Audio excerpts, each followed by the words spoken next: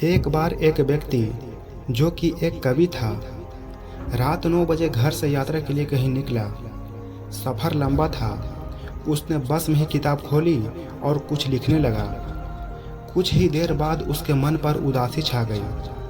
उसे समझ नहीं आ रहा था कि अभी अभी तो मैं खुश था, लेकिन एकदम से मेरा मूड बदल क्यों गया। वो रात 2 बजे होटल में पहुंचा।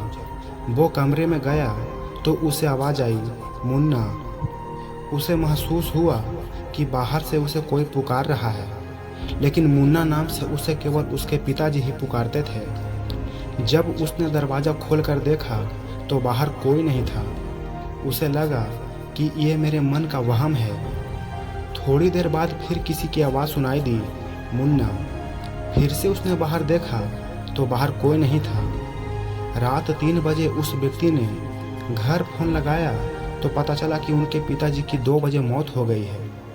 आप में से बहुत से लोगों को ये बात साधारण लग सकती है, लेकिन ये बात कुदरत के और हमारे अंदर मौजूद अवचेतन मन के रहस्य से जुड़ी हुई है। हमारे दिमाग की एक ऐसी स्थिति होती है, अगर हम वहाँ तक पहुँच जाएं, तो हम अपने जीवन में घटने वाली घटनाएं पहले से ही देख सकते हैं। इस रहस्य की छोटी छोटी झलक आपको भी मिली होगी। आपने भी कई बार महसूस कर लेते होंगे कि ये होने वाला है और वैसा ही होता है, लेकिन आप खुद से कहते होंगे कि मैं इतना महान नहीं हूँ, ये बस कोइंसिडेंट होगा। लेकिन हमारे अंदर मौजूद शक्ति से अनजाने में बहुत बार हमारी मुलाकात हो जाती है। बड़े बड़े कवि, लेखक, चित्रकार, संगीतकार अनजाने में ही इस शक्ति का उपयोग अज्ञातवास करते हैं।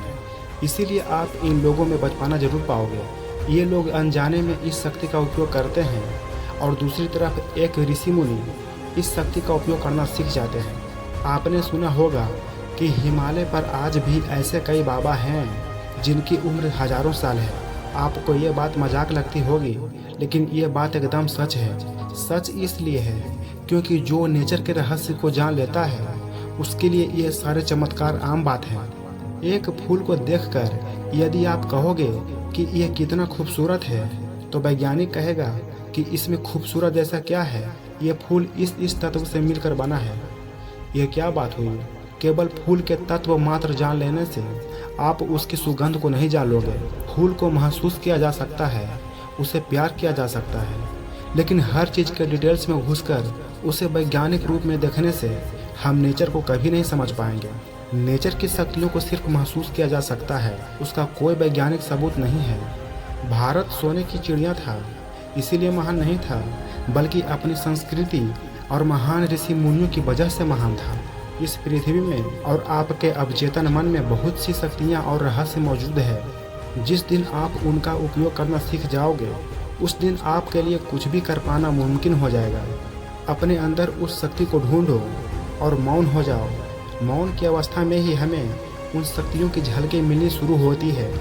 आप ये समझ लो, आप जिस भगवान को मानते हो, आप भी उन्हीं तत्वों से मिलकर बने हो, और उन्हीं भगवान का हिस्सा हमारे अंदर मौजूद है।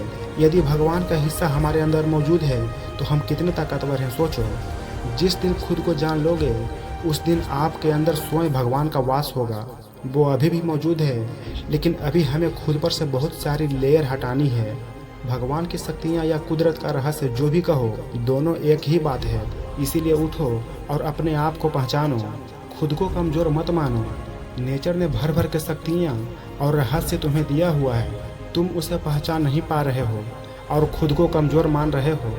इसीलिए उठो और आगे बढ़ो। दोस्तों, दिन पे दिन संस्कृति विलुप्त होती जा रही है और लोग खुद को कमज़ोर मान बैठे हैं। इसीलिए इस वीडियो को ज़रूर शेयर करें। शेयर करने में आपको कोई पैसे नहीं लगेंगे, लेकिन आपके शेयर करने से बहुत लोगों को सही रास्ता और हिम्मत मिलेगी। और वीडियो पसंद आई हो तो एक लाइक ज़रूर कर दें, और रोज़ाना ऐसे ही रहस्यमयी कहानियाँ के लिए हमारे चैनल को सब्सक्राइब कर दें। तो चलिए, आज के लिए इतना ही। मिलते हैं अगली वीडियो में।